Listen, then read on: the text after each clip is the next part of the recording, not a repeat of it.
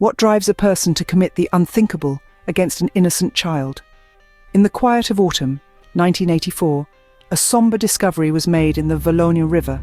The lifeless body of 4-year-old Grégory Villemin, a young boy with his whole life ahead of him, was found floating in the cold waters. This tragic event marks the beginning of one of France's most perplexing unsolved mysteries. Join us as we unravel the tangled web of deceit and suspicion that surrounds the murder of Grégory Villemin. October 16, 1984, began like any other day in the small village of Lepanges, France. The quiet morning air was disturbed only by the sound of children playing and the distant murmur of the Vologne River, a scene of pastoral tranquility that belied the horror that would soon unfold. In the heart of this peaceful setting, 4-year-old Grégory Villemin was last seen by his neighbours, innocently playing near his family home. His laughter mingled with the crisp autumn breeze, a sound as sweet as it was fleeting. But as the clock hands moved, the atmosphere in the village shifted from serene to sinister. Later that day, an unsettling silence fell over the Villemin household. The phone rang, cutting through the quiet with its shrill tone. Grégory's mother, Christine, answered to a chilling message, a mysterious caller claiming responsibility for her son's disappearance. The voice was cold, taunting, boasting of having taken little Grégory. Panic ensued as the family frantically searched, their hopes diminishing with the fading light. As dusk turned to darkness, the worst fears were confirmed. The small, lifeless body of Grégory Villemin was discovered in the cold, unforgiving waters of the Vologne River. Bound at the hands and feet with rope, the image of his final moments painted a gruesome picture of his last hours. The serene river that had once been a place of childhood adventures had turned into a silent witness to an unspeakable crime. The local police were summoned, and the quiet village of Lepanges became the centre of an investigation that would baffle authorities for decades. Leads were followed, suspects were questioned, and theories were proposed. Yet the truth remained as murky as the river waters that had claimed Grégory's life. In mere hours, a family's life was shattered, and a mystery that would captivate a nation began. In a tale as old as time, suspicion often falls close to home. Within the heart-wrenching saga of the murder of 4-year-old Grégory Villemin, the circle of suspects disturbingly tightened around his own family, each member entangled in a web of complex relationships and dark secrets. First, there was Bernard Laroche, Grégory's cousin. His name surfaced early in the investigation, fueled by a volatile mix of family jealousies and rivalries that had simmered for years. Laroche was arrested after a relative testified that she saw him abduct Grégory. However, this accusation was steeped in controversy. The witness, a young girl, later recanted her statements, plunging the case into deeper ambiguity. Laroche was released only to be fatally shot by Grégory's father, Jean-Marie Villemin, in an act driven by a tragic blend of vengeance and despair. The spotlight then turned shockingly towards Grégory's own parents, Christine and Jean-Marie Villemin. The theory was harrowing.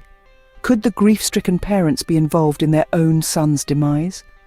This speculation was partly propelled by a series of anonymous letters and cryptic phone calls that had harassed the Villemin family for years prior to the murder. These communications, filled with taunts and threats, were traced back to someone the media dubbed the Crow. This enigmatic figure seemed to have intimate knowledge of the family's affairs, suggesting the perpetrator was someone very close. The investigation spiraled into a labyrinth of accusations and counter-accusations, where family members turned against one another. The once close-knit family fabric unraveled, exposing a history of conflicts and resentments. Every whispered conversation, every sideways glance was laden with potential meaning, and the community watched, horrified, as one of its own families destroyed itself from within. Amidst grief and accusations, the line between victim and perpetrator blurred. As the circle of suspects expanded and contracted, the truth about who took young Grégory's life remained just out of reach, obscured by the shadows of doubt and the chilling realization that sometimes the greatest threats come from within. Every clue seemed to lead to more questions rather than answers. In the chilling autumn of 1984, as the small community of Lepanges was shaken by the death of little Grégory Villemin, the investigation that unfolded was anything but straightforward. Initially, focus sharpened on the immediate family, a common procedure in cases where the victim is so young. Suspicion cast a dark shadow over the Villemin household and extended relatives, fueled by a series of anonymous letters that had terrorized the family even before the tragedy. The methods employed by the investigators were, to say the least, controversial. In an era where forensic technology was not as advanced as today, the police turned to more unconventional techniques, including the hypnosis of witnesses. This attempt to uncover buried truths, however, raised eyebrows and stirred skepticism about the reliability of the testimonies derived from such sessions. Amidst swirling accusations, Bernard Laroche, a cousin of Gregory's father, found himself ensnared by the law.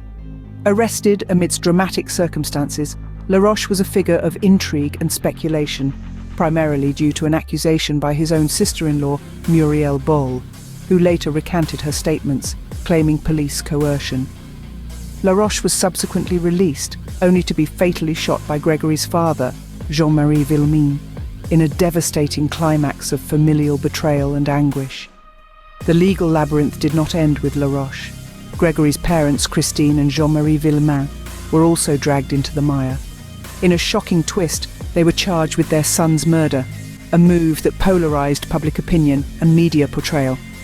The charges were eventually dropped, but the stain of suspicion lingered, muddying the waters of their grief. Throughout the investigation, each judicial step seemed plagued by errors and controversies. Evidence was mishandled, witness testimonies contradicted one another, and the media frenzy only added to the chaotic atmosphere, hindering rather than helping the pursuit of justice. The quest for truth was marred by errors and judicial controversies, complicating an already convoluted case. As years turned into decades, the mystery of Grégory Villemin only deepened. The tragic story of the 4-year-old found lifeless in the Vologne River has woven a complex web of theories and suspicions. Over the years, several theories have taken shape, each trying to make sense of this heart-wrenching puzzle. One prevailing theory suggests internal family conflict. It's believed that the motive could be rooted in a bitter feud within the Villemin family itself, a vendetta among relatives that tragically culminated in the most grievous act imaginable. The anonymous letters and unsettling phone calls that haunted the Villemin family hint at a perpetrator not just familiar with the family, but possibly one of its own members. Another theory explores the possibility of mistaken identity, a horrifying scenario where young Gregory was not even the intended target. This line of reasoning suggests that the true intended victim might have been another member of the Villemin family, making Gregory an innocent casualty in a misdirected act of vengeance. Then there are those who believe in the involvement of an outsider, someone not directly connected to the family, but perhaps linked to the broader conflicts or controversies surrounding them. This theory speculates that the motive could stem from external grievances, professional rivalries, or even obscure personal grudges against the family. In the realm of modern developments, technology has cast new light on this decades-old case. Advances in DNA testing and forensic analysis have offered new pathways to uncovering truths that were once unreachable. Investigators have reanalyzed evidence collected from the crime scene, hoping that the genetic fingerprints left behind could finally point to the perpetrator.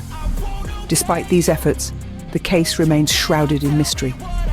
Each new technological advancement and investigative breakthrough brings a surge of hope, yet the definitive answer to who took the life of young Grégory Villemin eludes capture. With each passing year, hope flickers anew for answers that remain just out of reach. More than 3 decades later, the murder of Grégory Villemin continues to haunt France. As we've journeyed through the harrowing timeline of this tragedy, from the chilling discovery in the Vologne River to the tangled web of family secrets and suspicions, the emotional wreckage left in its wake is palpable.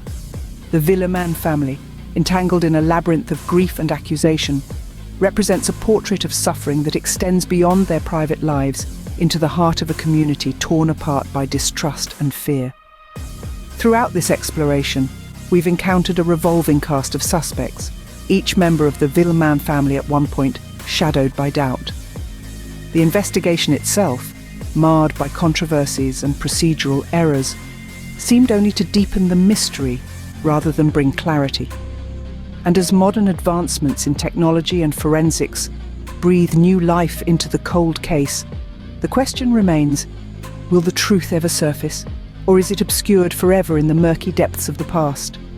This case, emblematic of an enduring mystery, continues to intrigue and baffle not just those directly involved, but people around the world. It taps into our deepest fears, the fragility of family bonds, the potential for evil in ordinary settings, and the possibility of justice that may never come.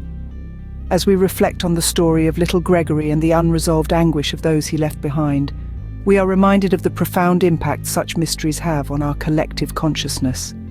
Perhaps some mysteries are destined to remain unsolved, leaving behind nothing but echoes of sorrow and undying questions.